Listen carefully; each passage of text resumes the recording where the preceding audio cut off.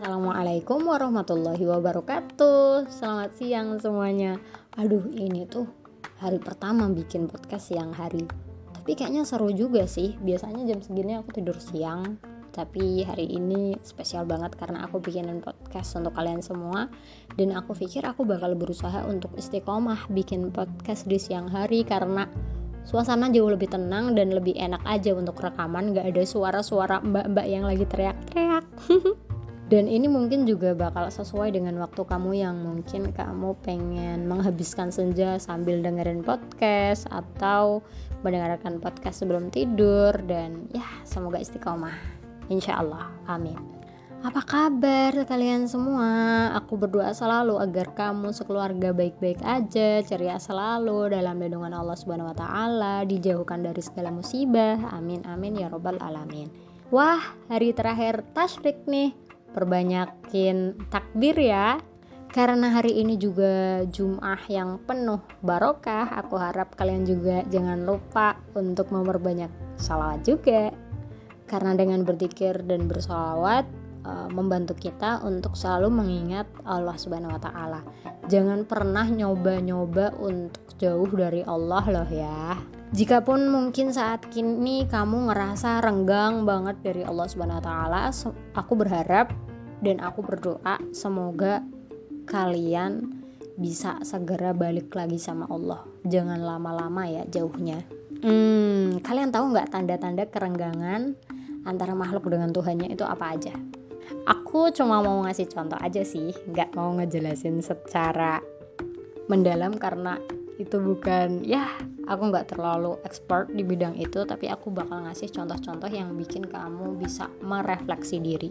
Contohnya misal kamu ngerasa males banget, mager banget, gak mau ngapa-ngapain, bahkan zikir aja tuh aduh ogah-ogahan, padahal sambil rebahan juga bisa. Nah itu tuh pasti ada masalah dengan keimanan kamu.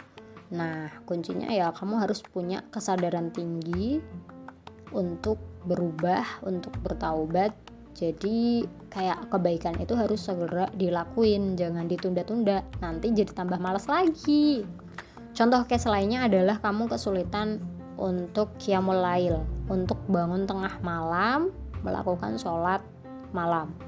Itu tuh berarti ada pertanda bahwa mungkin di siang harimu atau ketika matahari masih bercahaya, kamu gak terlalu memberikan performa terbaikmu dalam berkehidupan. Mungkin ada maksiat kecil, maksiat besar, maksiat sedengan, jadinya kamu gak bisa bangun malam.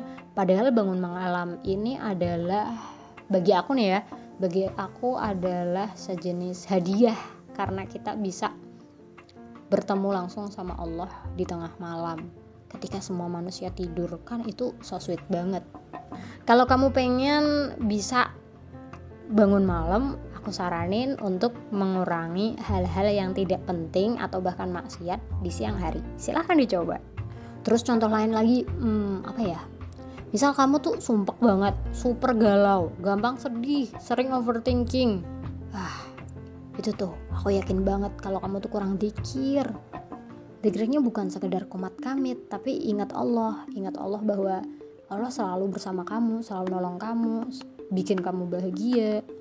Dan di dalam Al-Quran pun Allah menyebutkan bahwa bagi mereka yang mau berzikir akan diberikan ketentraman hati. Aduh sampai belibet, mohon maaf belum makan siang. Aku berdoa semoga Allah membantumu segera membaik, amin. Judul di podcast kali ini bucin banget ya. Menawan hati dengan mendengarkan. Maksudnya apaan tuh? Pada podcast Hafidhoh Live kali ini aku ingin share ke kalian gimana cara menjadi pendengar yang baik, tetapi khususnya di dunia perhafidhohan. Aku mau nanya ke kalian, gimana perasaan kamu kalau kamu disimak sama seseorang yang enggak sabaran, yang mukanya bad mood, yang enggak ramah, jutek misal, enggak ada senyum-senyumnya. Baru mikir bentar langsung dikasih tahu ayat mana yang salah.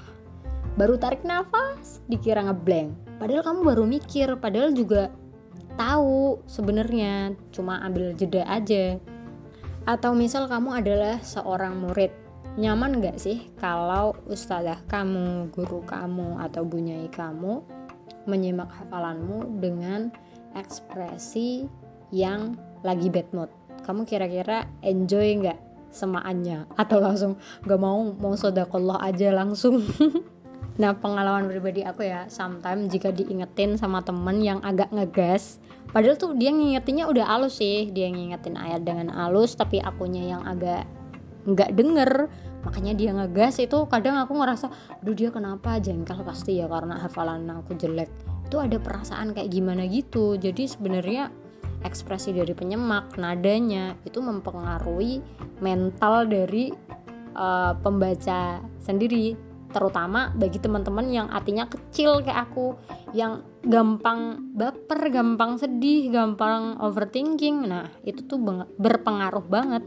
Tapi di podcast kali ini jelas bukan untuk nyalain para penyemak yang mungkin tidak dalam keadaan mood yang baik, jelas bukan seperti itu. Tapi aku harap podcast ini adalah media komunikasi untuk kita semua agar menjadi penyemak yang baik. Ya, mari kita lihat ke diri kita sendiri, refleksi ke dalam lebih jauh lagi, memperbaiki apa yang bisa diperbaiki. Namun sekiranya kamu menginginkan untuk mengingatkan teman-teman yang mungkin dia agak kurang nyaman nyimaknya, dan kamu takut untuk mengingatkan secara frontal atau secara langsung, ya silahkan share podcast ini ke teman-teman kamu yang membutuhkan.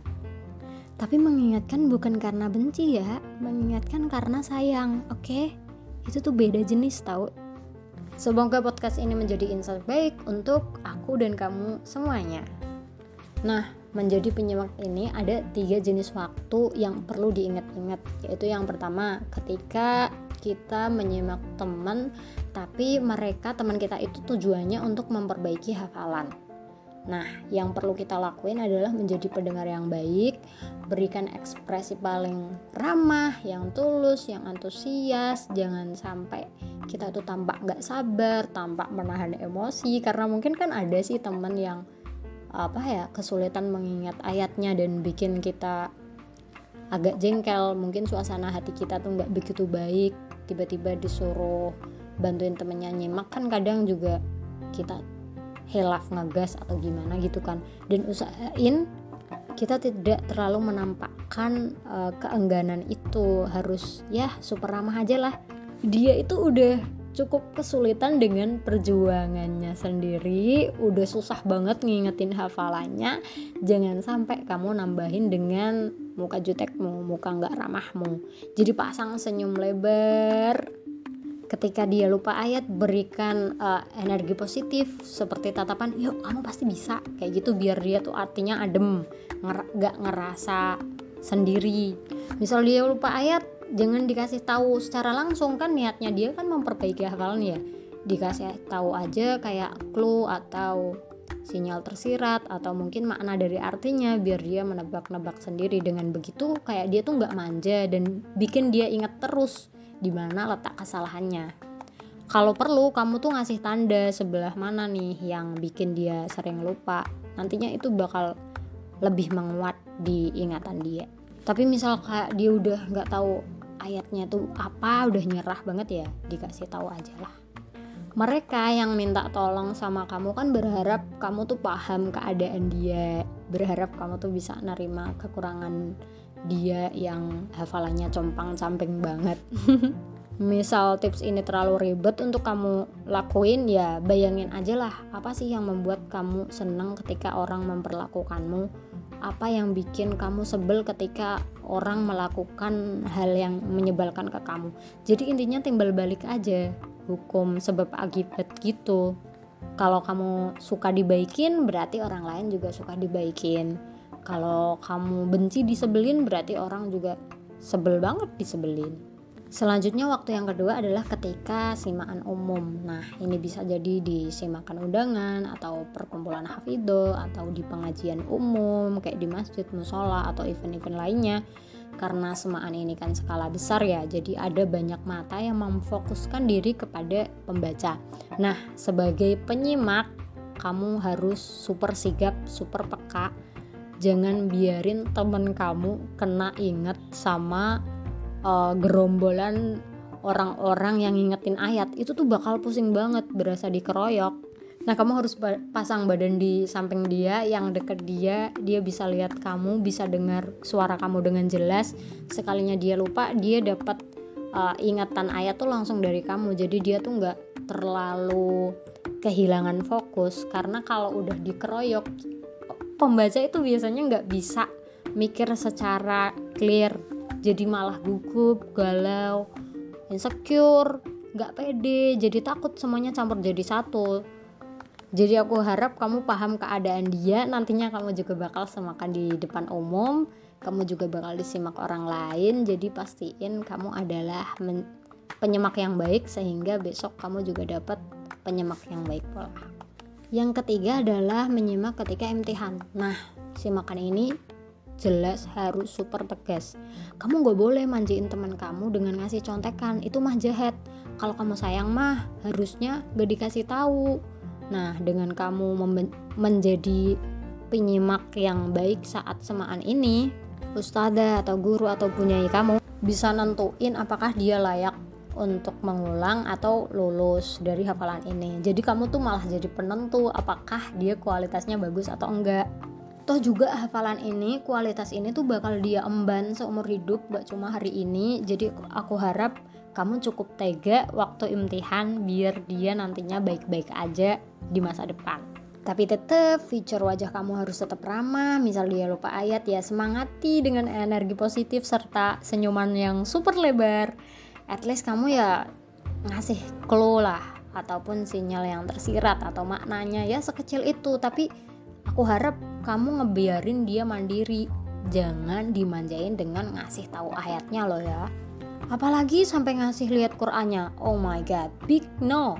Itu adalah beberapa jenis semaan bareng teman. Selanjutnya adalah menyimak murid. Mungkin kamu kan diamanatin santri, diamanatin murid-murid sama bunyai kamu.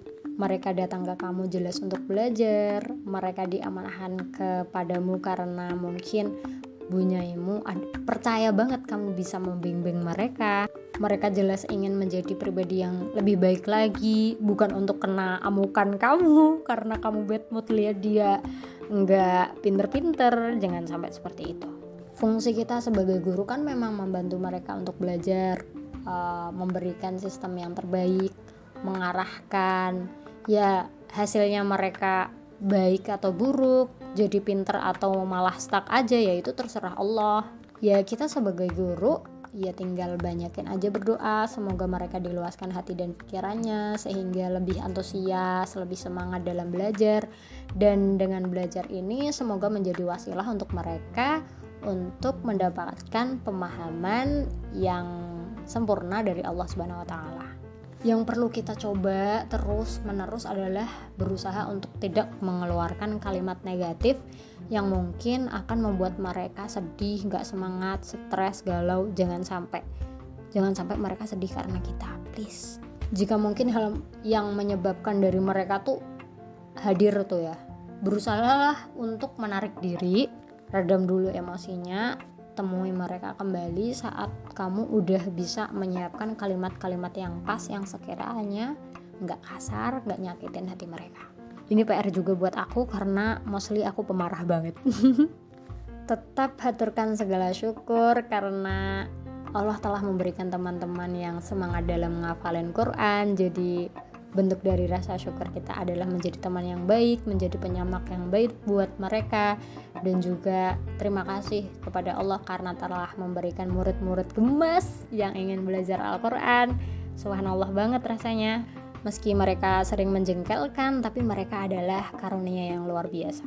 Semoga Allah menguatkan kita selalu. Semoga ilmu kita bermanfaat. Dari aku Dina Fitria yang tidak sempurna. Wassalamualaikum warahmatullahi wabarakatuh. Sampai jumpa di podcast selanjutnya. Bye.